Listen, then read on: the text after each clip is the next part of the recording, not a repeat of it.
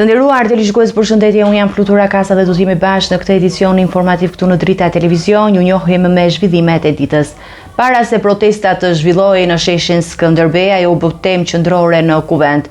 Deputetët e opozitës kërkuan miratimin e një rezolute për dënimin e genocidit serb, por socialistët e kundërshtuan. Sali Berisha sqaroi se demokratët nuk do të marrin pjesë në protestë, duke e konsideruar atë një organizim të Edi Ramës.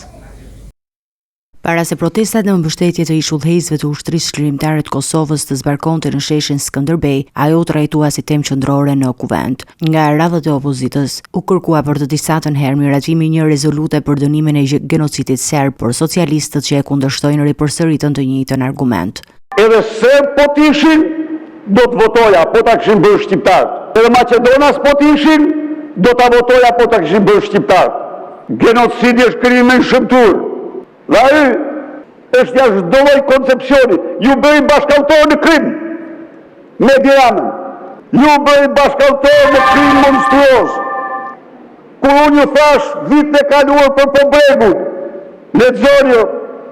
Zoti Berisha po t'jeni shqiptar, lexoni. Në Pobreg 400 e 10 tura grafim i vranë dhe i dogjen të gjallë. Për civil.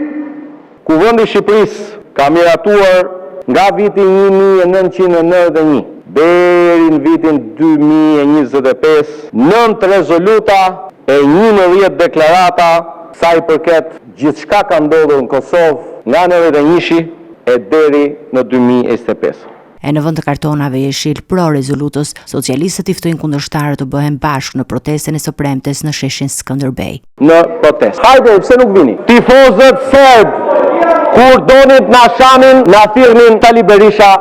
Sali Berisha sqaroi si brenda dhe jashtë Kuvendit se protesta është një organizim i kryeministrit Edi Rama kundër qeverisë aktuale të Kosovës dhe për këtë arsye demokratët nuk do të marrin pjesë. Edi Rama është u tregua sa Vučići armik i Kosovës. I vuri sanksionet i pari.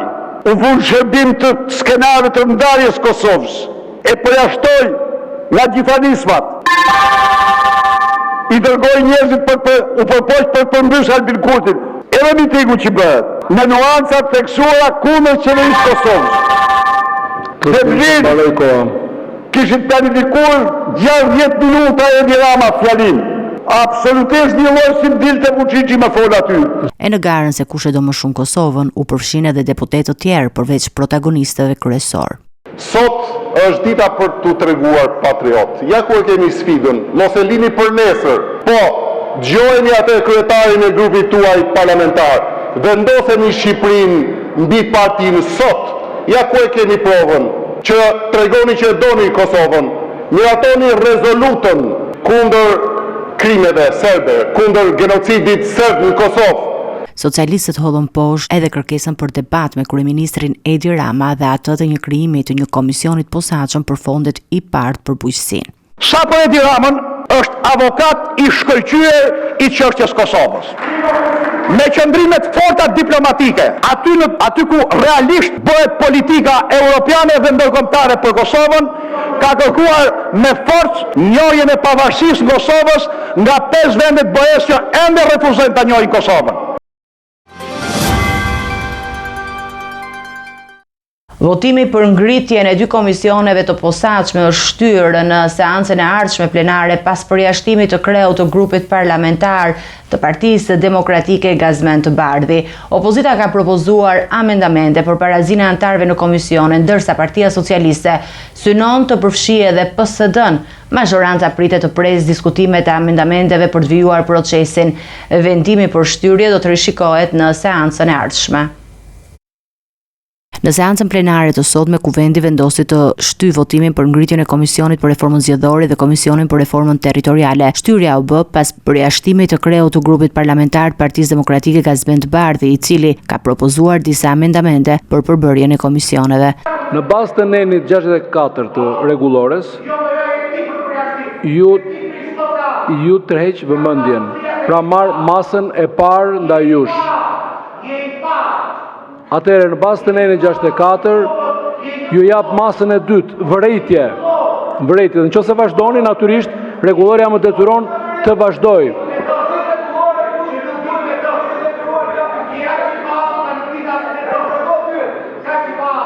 Zoti Bardhi, në bazë të rregullores, po ju jap masën e tretë, ju hiqet e drejta e fjalës për gjithë ditën e sotme. Për gjithë ditën e sotme.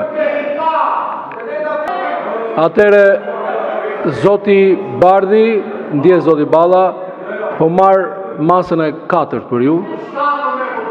Përjashtoheni nga seanca. Kreu i grupit parlamentar socialist Auland Balla deklaroi se Partia Socialiste do të presë seancën e radhës për të dëgjuar Bardhin lidhur me dy amendamentet që ai ka propozuar në Komisionin për Reformën Zgjedhore. Bardhi kërkon që numri i anëtarëve të majorancës dhe opozitës të jetë i barabartë, pasi socialistët synojnë të përfshinë edhe PSD-n e Tom Doshit, që sipas opozitës është një aleat i PS-s. Po ashtu në Komisionin për Reformën Territoriale, Bardhi propozon barazinë midis numrit të anëtarëve të opozitës dhe pozitës. Pas daljes nga kuvendit, Bardhi akuzoi Ballën se kishte ngatruar mesazhet në grupin e brendshëm të kuvendit, duke i bërë thirrje deputetëve të Partisë Socialiste që të ndërprisnin debatin, gjë që sipas tij ndikoi në mosrealizimin e votimit të sotëm. Skenari i përjashtimit opozitës nga seanca, siç ju thash edhe gjatë mbledhjes, ishte ndërtuar shumë kohë përpara se Niko Kloni të dilte për ta shpallë në seancën plenare. Gabimisht Auland Balla, në vend që të shkruante tek grupi parlamentar i PS-s në WhatsApp, ngatharon grup dhe shkruan te grupi i konferencës së kryetarëve në kuvend dhe urdhëron gjithë drejtuesit e komisioneve të veta që të kujdesen për të sjellë menjëherë në sallë deputetët e Partisë Socialiste. Sepse skenari ishte ndërtuar që do ndërprisnin debatin, se s'duan debat as për ligjin e mbetjeve, se s'duhet flasin për 430 milion euro që i kanë vjedhur si një bandë kriminale me inceneratorët dhe duan ta shndrojnë kuvendin në Memec. Ta harrojnë që mund ta nënshtrojnë kuvendin, mund të nënshtrojnë deputetët e opozitës, mund të shkallmojnë kushtetutën dhe rregulloren e kuvendit. Vendimi për shtyrjen e votimit pritet të zhbëhet në seancën e ardhshme, kur do të shqyrtohen amendamentet e opozitës dhe të diskutohet mënyra e ndarjes së vendeve brenda komisioneve. Në kuadër të projektit për rikonstruksionin total të Pallatit të Sporteve Aslan Rusi, 6 skuadra finaliste arkitektësh prezantuan projekti detyre përpara jurisë ndërkombëtare. Kryeministri Edi Rama, dikur vetë basketbollist, theksoi se rikualifikimi i godinës do t'i jepet sportit shqiptar një frymë të re energjie dhe gjithashtu krenarie.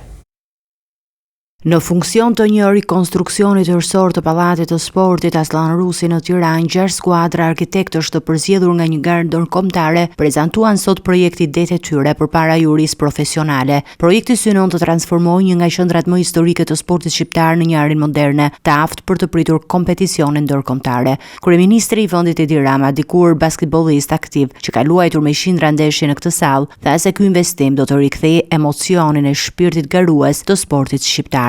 Projekt shumë ambicioz, rilindjen e Pallatit të Sportit Aslan Rusi, i cili ka qenë një pikë referimi në një histori të gjatë përpjekjesh dhe sfidash sportive dhe që sot në një kohë të re meriton një formë të re, një forcë të re dhe një vëmendje të re. Unë besoj se skuadrat finalistët të konkursi do të na vënë përsëri në pozitë vështirë për të përzgjedhur projektin më të mirë, sepse janë të gjitha skuadra me talente të jashtëzakonshme dhe me kapacitete të provuara në shumë vende tjera. Sipas kryeministrit, infrastruktura moderne është kushti kryesor për zhvillimin e sportit dhe për organizimin e ngjarjeve të mëdha sportive në vend. Nga ana tjetër, Shqipëria sot është në kohën kur synon shumë lart edhe në aspektin e pjesëmarrjes në kompeticione ndërkombëtare. Zhvillimi i finales Conference League-s në futboll ishte një kulminacion i një larmie aktivitetesh ndërkombëtare që zhvillohen në Shqipëri dhe synimi për të luajtur në Shqipëri finalet e Kupës së Kampionëve të Europës apo të Superkupës Europiane edhe në basketbol apo në volejbol nuk është i paarritshëm. Ky projekt pritet të përzgjedh fituesin brenda pak javësh dhe synon jo vetëm të modernizojë sallën ikonike të kryeqytetit, por edhe nxitjen e brezave të rinj drejt sportit dhe garës së ndershme. Kryeministri i vendit Edi Rama ka reaguar pas akuzave të lëvizjes së vetëvendosje dhe kryeministrit të Kosovës Albin Kurti lidhur me qëndrimet e tij ndaj gjykatës speciale. Përmes një postimi në rrjetin X, Rama i quan deklaratën e vetëvendosjes një çarçaf elektoral të frymëzuar nga ethet e zgjedhjeve në Kosovë, ndërsa theksoi se qëllimi i tij ka qenë gjithmonë mbrojtja e çlirimit dhe figurave të UÇK-s. Për më shumë ndjekim kronikën. Replikat mes Tiranës dhe Prishtinës janë ashpërsuar në prag të protestës gjithkombëtare që do të mbahet të premte në sheshin Skënderbej në mbështetje të ish-liderëve të ushtrisë çlirimtare të Kosovës. Në një reagim të publikuar në rrjetet sociale, Lëvizja Vetëvendosje akuzoi Edi Ramën se në vitin 2015 kishte lobuar për ngritjen e gjykatës speciale në Hag. Para se të protestojnë këta aktorë dhe politikanë, duhet të tregojnë të paktën një minimum pendese për qëndrimet e tyre të gabuara në të kaluarën. Një shembull i qartë është vetë kryeministri aktual i Shqipërisë Edi Rama, i cili madje kishte ardhur në Kosovë në vizitë emergjente me helikopter për të bindur palët këtu që të votonin pro themelimit të kësaj gjykate. Në reagimin e tij, kryeministri Edi Rama i quajti deklaratën e vetëvendosjes një çarçaf të gjatë dhe thekson se qëndrimi i tij për drejtësinë ka qenë i qartë.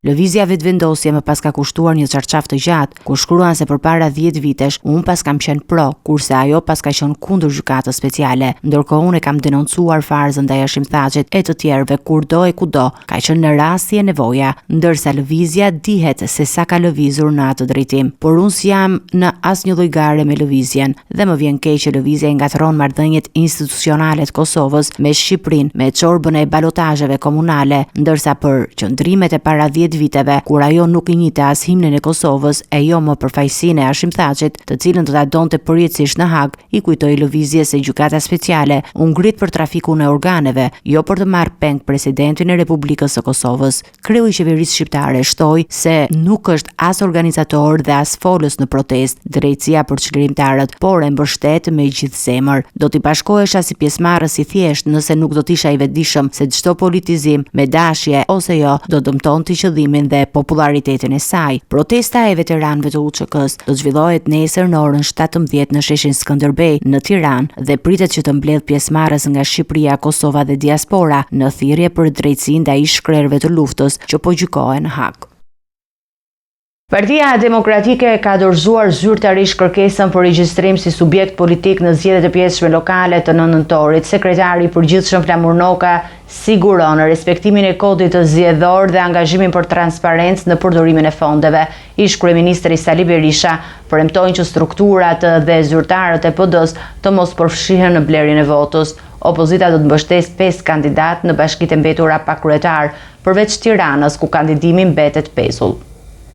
Partia Demokratike ka dorëzuar këtë të njëjtë kërkesën zyrtare për regjistrimin në zgjedhjet e pjesëme lokale që do zhvillohen në 9 nëntor. Zgjedhjet do të mbahen në 5 bashki, përjashtuar Tiranën, ku vendimi përfundimtar për kandidatin Florian Binaj mbetet pezull në gjykatën kushtetuese pas shkarkimit të Erion Veliaj dhe dekretit të presidentit Bajram Begaj. Kërkesa e dorëzuar mban firmën e sekretarit përgjithshëm të Partisë Demokratike Flamur Noka, ndërsa ish kryeministri Sali Berisha ka theksuar angazhimin e tij për të siguruar strukturat e Partisë Demokratike të mos përfshihen në praktikat palishme si blerja e votës. Ai premtoi gjithashtu zbatimin rigoroz të kodit zgjedhor dhe transparencën të plot të aktiviteteve dhe fondeve gjatë fushatës zgjedhore, duke konsideruar këtë një garanci për zgjedhje të ndershme dhe të lira. Për zgjedhjet e 9 nëntorit, opozita do të mbështesë 5 kandidat në 5 bashki: Gabriel Kuma në Tepelen, Dionis Sota në Vlorë, Eduard Brahlika në Mat, Amarit Hoxha në Carrik dhe Pavlo Shkarpa në Bashkinë e Beratit. Ndërkohë në Tiranë, Partia Demokratike ka deklaruar mbështetjen për kandidatin Florian Binaj, i cili nuk mund të garojë për momentin për shkak të pezullimit të vendimit nga gjykata kushtetuese.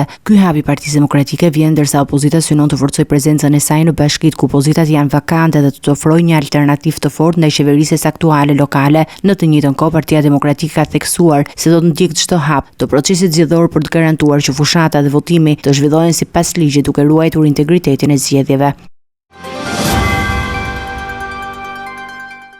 Gjykata kushtetuese ka sqaruar se përbërja aktuale ndodhet në një fazë tranzitore për shkak të krizës kushtetuese dhe vonesave në emërime. Për këtë periudhë do të zbatohet parimi i ripërtëritjes së pjesshme për të ruajtur funksionimin normal të institucioneve. Vendimi jep mundësinë presidentit Bajram Begaj të nisë procedurat për shpalljen e vakancës dhe emërimin e një anëtari të ri. Gjykata kushtetuese ka hapur rrugë presidentit të Republikës Bajram Begaj për të shpadur vagancën e krijuar pas largimit të anëtares Sonila Betja. Në vendimin e saj, gjykata kushtetuese sqaron se përbërja aktuale e gjykatës ndodhet në një fazë tranzitore për shkak të krizës kushtetuese dhe vonesave në emërime. Për këtë periudhë, gjykata ka vendosur që të zbatohet parimi i përsëritjes së pjesshme për të ruajtur funksionimin e rregullt të institucionit. Ky interpretim është i përkohshëm dhe synon të balancojë afatet e mandateve, duke respektuar kalendarin e përputhjes kushtetuese. Gjykata kushtetuese se thekson se në të ardhmen do të respektohet parimi i paprekshmërisë së mandatit 9-vjeçar, por situata aktuale kërkon një ripërtritje graduale të anëtarëve. Me këtë vendim, presidenti Bajram Begaj ka tashmë të drejtën dhe detyrimin për të nisur procedurat për shpalljen e vakancës dhe emërimit të një anëtari të ri në gjykatën kushtetuese, duke siguruar vazhdimsinë dhe funksionimin e saj normal. Këshilli i Ministrave ka dorëzuar pranë gjykatës kushtetuese dokumentacionin që mbështet shkarkimin e kryebashkiakut të Tiranës Erion Veliaj për mos paraqitje në detyrë mbi 3 muaj. Qeveria argumenton se akti ka karakter individual dhe duhet shqyrtuar nga gjykata administrative. Qeveria ka dorëzuar zyrtarisht pranë gjykatës kushtetuese dokumentacionin që mbështet vendimin për shkarkimin e kryetarit të Bashkisë Tiranë Erion Veliaj. Sipas qeverisë, shkarkimi është një akt individual dhe si tillë duhet të shqyrtohet nga gjykata administrative. Veliaj u shkarkua për mos paraqitje në detyrë për më shumë se 3 muaj, një arsye e parashikuar në ligjin për qeverisjen vendore. Dokumentacioni depozituar thekson se Këshilli Bashkiak i Tiranës ka konstatuar mungesën e vazhdueshme në detyrë dhe se kjo ka dëmtuar funksionimin e qeverisë vendore dhe interesin qytetarëve. Qeveria sqaron gjithashtu se vendimi nuk është marrë në shkelje të rëndë detyre, pasi në këtë rast Veliaj do të kishte mundur të drejtohej direkt në kushtetuese, duke pezulluar automatikisht aktin sipas nenit 115 të kushtetutës. Në këtë mënyrë qeveria shmangu pezullimin automatik dhe argumenton se nuk kishte alternativë tjetër për të finalizuar procedurën e shkarkimit. Një ditë më parë, presidenti Bajram Begaj kërkoi nga gjykata kushtetuese heqjen e pezullimit mbi dekretin e tij që caktoi në 9 nëntor si datë për zgjedhjen e pjesëme vendore në Bashkinë Tiranë. Veliaj, i cili ndodhet në qeliq nga shkurti 2025-s, akuzohet për 13 vepra penale, ndërsa ka sfiduar vendimin duke konsideruar shkarkimin e tij si antikushtetues. Ish-presidenti Ilir Meta do të zvendçojë masën e sigurisë arrest me burg pas vendimit të gjykatës së lartë që rrëzoi rekursin e tij. Meta mbahet në qeliq nga tetori i vitit kaluar në akuzën e SPAK për korrupsion pasiv, pastrim parash dhe fshehjet pasurisë.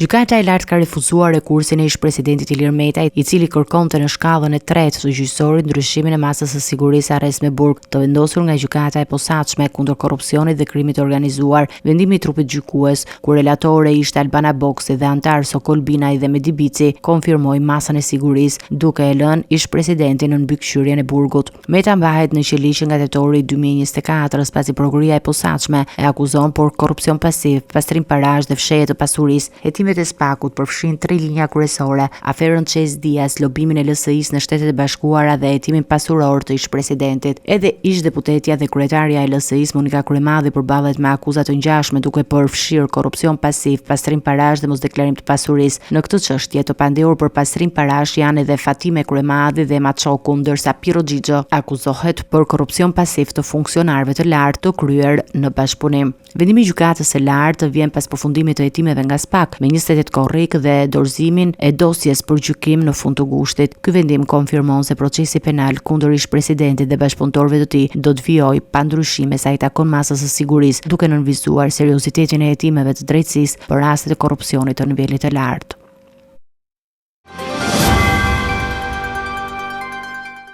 Një 25 vjeçar është qelluar me armë zjarri dhe një 22 vjeçar është plagosur me sende të forta pas një konflikti në afërsi të mbikalimit të Rinasit në Tiranë. Të dy ndodhen jashtë rrezikut për jetën, ndërsa policia ka ngritur pika kontrolli dhe po vijon hetimet për kapjen e autorëve. Mesditën e sotme një incident i rënd ka ndodhur në afërsi të mbikalimit të Rinasit, ku 2 të rinj janë plagosur pas një konflikti që sipas policisë ka nisur për motive të dobta. Fabio Arifa, 25 vjeç, ka marrë një plumb në këmbë dhe po trajtohet në spital dhe ndodhet jashtë rrezikut për jetën. Ndërkohë 22 vjeçari Gristian Latifaj është plagosur me sende të forta dhe gjithashtu po merr trajtim mjekësor, por në të njëjtin spital. Pas ngjarjes, autorët u larguan me një automjet i cili më pas u gjeti braktisur pranë vendit të ngjarjes. Policia po heton për të identifikuar pronarët e makinës dhe për të zbuluar se si autorët vazhduan arratisjen. Hetuesit kanë ngritur pisa të ndryshme hetimore, ndërsa po shqyrtohet edhe pamja e kamerave të sigurisë nga zona për të kapur më shpejt autorët. Forcat e policisë kanë vendosur disa pika kontrolli në hyrje-dalje të Tiranës dhe po vijojnë kontrollet intensive në rrugët kryesore dhe në zonat përreth, si dhe në ambientet e tjera të dyshuara me qëllim kapjen e autorëve. Të plagosurit nuk kanë dhënë ende deklarata përpara hetuesve, duke vështirësuar identifikimin e shkakut të konfliktit dhe autorëve. Hetimet vijojnë dhe autorët janë ende të paidentifikuar, ndërsa policia siguron se nuk do të kursejë asnjë mundësi për t'i kapur. Në policinë e Gjirokastrës është dorëzuar 48 vjeçari Kamber Sulçaj nga fshati Mesaplik i Vlorës, i dyshuar si autor i vrasjes së biznesmenit italian Eduardo Sarki në Tepelen. Ngjarja e ndodhur në fund të shtatorit ka tronditur opinionin publik për shkak të rrethanave të saj. Pas disa javësh në kërkim, Kamber Sulçaj, 48 vjeç, u dorëzua në policinë e Gjirokastrës pas negociatave të gjata me uniformat blu. Ai është i dyshuar si autor i vrasjes së biznesmenit italian Eduardo Sarki, 44 vjeç. Ngjarja ndodhur në 26 shtator në fshatin Salari të Tepelenës. Sipas burimeve policore, gjatë dorëzimit Sulçaj ka planuar të dorëzojë dhe armën e krimit, një armë gjau me cilën dyshohet se është kryer ekzekutimi. Nga hetimet paraprake rezulton se gjithçka nisi nga një debat i çastit për dritat e gjata të makinës, që përfundoi tragjikisht. Sipas dëshmive, rreth mesnatës, automjeti i biznesmenit italian u përball në rrugën rurale Nivic Salari në makinën që drejtonte Sulçaj. Pas një konflikti verbal, autori dyshuar ka qelluar me armë gjau në drejtim të automjetit ku ndodheshin Sarki dhe 2 miqtë e tij, duke e lënë të vdekur në vend 44 vjeçarin italian. Pas krimit, Sulçaj u largua nga vendi i ngjarjes dhe e la makinën e tij të praktisur pra një stani në zonën malore. Nga kontrollet e kryera në banesën e tij dhe të familjarëve në Vlorë, policia gjeti dhe sekuestroi 25.000 euro, disa armë gjahu, fara kanabisi dhe 2 kasaforta që aktualisht po verifikohen në kuadër të hetimeve për pastrim parash dhe armbajtje pa leje. Ndërkohë, mediat italiane kanë ngritur dyshime për rrethanat e tjera të ngjarjes, duke shkruar se mund të mos ketë qenë një vrasje e momentit, por një pritje përgatitur ndaj biznesmenit i cili prej disa vitesh kishte aktivitete tregtare në Shqipëri. Hetimet po vijojnë për të zbardhur motivet e sakta të krimit dhe për të verifikuar versione të ndryshme të ngjarjes që tronjiti Tepelenën dhe mori johon edhe në mediat italiane. Prokuroria e posaçme kundër korrupsionit dhe krimit të organizuar ka përfunduar hetimet dhe ka dërguar për gjykim 2 dosje që përfshin zyrtar të policisë së shtetit dhe një punonjës të policisë bashkiake të akuzuar për marrje rishfeti në këmbim të favoreve të kundralishme. Të nderuar teleshikues, do të njihemi me parashikimin e motit. Territori shqiptar për datën 17 tetor do të jetë në ndikimin e masave ajrore të lagështa e të paqëndrueshme atmosferike, duke sjellë rreshje shiugjatorëve të paradites dhe mesdites. Rreshje do të jenë më të pranishme në zonat qendrore dhe veriperëndimore, ndërsa pasditja do të shoqërohet me vranësira të dendura dhe intervale të shkurtra kthjellimi. Në zonat malore lindore mund të ketë rreshje të dobëta shiu lokale. Temperatura minimale pritet të zbresë deri në 6 gradë Celsius, ndërsa ajo maksimale do të arrijë deri në 17 gradë Celsius në zonat e ulta dhe qendrore. Gjatë ditës pritet të ketë rreth 3 deri në 4 orë diell. Era do të fryjë mesatare nga drejtimi jugperëndimor me shpejtësi 6 deri në 8 metra për sekond. Në Bregdet mund të arrijë deri në 10 metër për sekond. Deti do të ketë dallgëzim mesatar rreth 3 deri në 4 ballë. Indeksi ultraviolet për Tiranën më 17 tetor 2025 pritet të jetë i ulët rreth 2. Sipas burimeve astronomike, lindja e diellit në Tiranë më 17 tetor do të jetë rreth orës 6:48 minuta, ndërsa perëndimi rreth orës 18:05 minuta. Temperaturat minimale dhe maksimale për disa qytete kryesore të Shqipërisë do të jenë si më poshtë. Shkodër 9 deri në 16 gradë Celsius. Kukës 8 deri në 15 gradë Celsius. Peshkopi 7 deri në 14 gradë Celsius. Tiranë 10 deri në 16 gradë Celsius. Durrës 11 deri në 17 gradë Celsius. Kavaj 10 deri në 17 gradë Celsius. Elbasan 9 deri në 16 gradë Celsius. Berat 9 deri në 17 gradë Celsius. Korçë 6 deri në 13 gradë Celsius. Vlorë, 11 deri në 17 gradë Celsius. Gjirokastër, 8 deri në 15 gradë Celsius. Sarand, 11 deri në 17 gradë Celsius. Territori i Kosovës për datën 17 tetor do të jetë në ndikimin e një fushe ajrore të freskët dhe të qëndrueshme duke sjellë mot pjesërisht të kthjellët me vranësira të lehta kalimtare. Gjatë paradites pritet mot me diell ndërsa pasdite në disa zona pritet shtim i vranësirave por pa rreshje të rëndësishme. Temperatura minimale pritet të zbresë deri në 3 gradë Celsius ndërsa ajo maksimale do të arrijë deri në 15 gradë Celsius. Era do të fryejë lehtë nga drejtimi verilindor me shpejtësi 2 deri në 4 metra për sekond. Indeksi ultraviolet për Prishtinën më 17 tetor 2025 pritet të jetë i ulët rreth 2. Sipas burimeve astronomike, lindja e diellit në Prishtinë më 17 tetor do të jetë në orën 6:44 minuta ndërsa perëndimi në orën 17:58 minuta. Temperaturat minimale dhe maksimale për disa qytete kryesore të Kosovës do të jenë si më poshtë. Mitrovica, 3 deri në 13 gradë Celsius.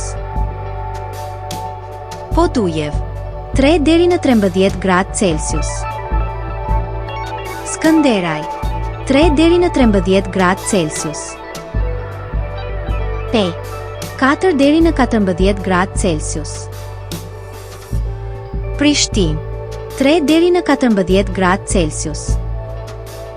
Gjakov, 4 deri në 15 gradë Celsius.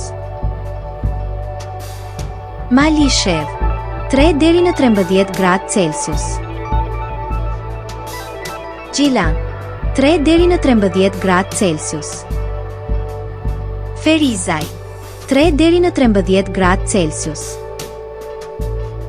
Kaçanik, 3 deri në 13 gradë Celsius. Suharek, 4 deri në 14 gradë Celsius. Prizren, 4 deri në 15 gradë Celsius. Ishte gjithçka e përgatitur në këtë edicion informativ. Për më shumë zhvillime dhe informacione, klikoni në faqen tonë zyrtare drita.tv. Mund na ndiqni edhe në rrjetet sociale, Facebook, Instagram, YouTube, ku jemi me përditësime në çdo kohë. Vazhdoni të qëndroni në shoqërinë e programacionit Drita Televizion. Bashkë miru takofshim në edicionin e ardhshëm.